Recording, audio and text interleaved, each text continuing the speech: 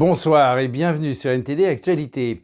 Vendredi dernier, le Conseil constitutionnel a approuvé la réforme des retraites. Les autorités ont déclaré que le texte devrait entrer en vigueur le 1er septembre, malgré les demandes des syndicats de ne pas promulguer cette loi.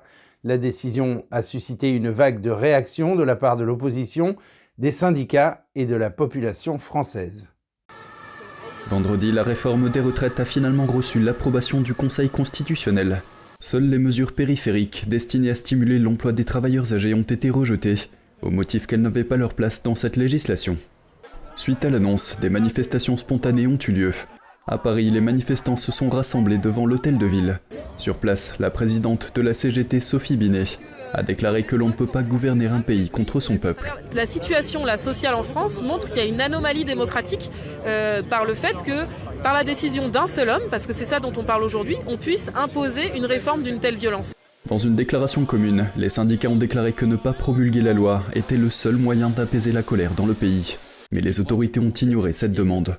Le ministre du Travail, Olivier Dussopt, a déclaré que le texte devrait entrer en vigueur le 1er septembre comme prévu initialement.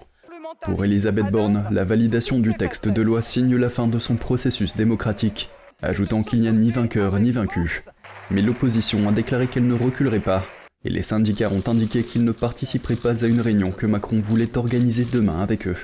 De son côté, Jean-Luc Mélenchon a déclaré que la lutte continue. Et Marine Le Pen a affirmé que le sort de la réforme des retraites n'était pas scellé, estimant que le peuple ayant toujours le dernier mot, il lui appartiendra de préparer l'alternance qui reviendra sur cette réforme inutile et injuste. Par ailleurs, le Conseil constitutionnel a rejeté une proposition de l'opposition visant à organiser un référendum citoyen sur la réforme des retraites. Une autre demande de référendum a été déposée et devrait être examinée par le Conseil début mai.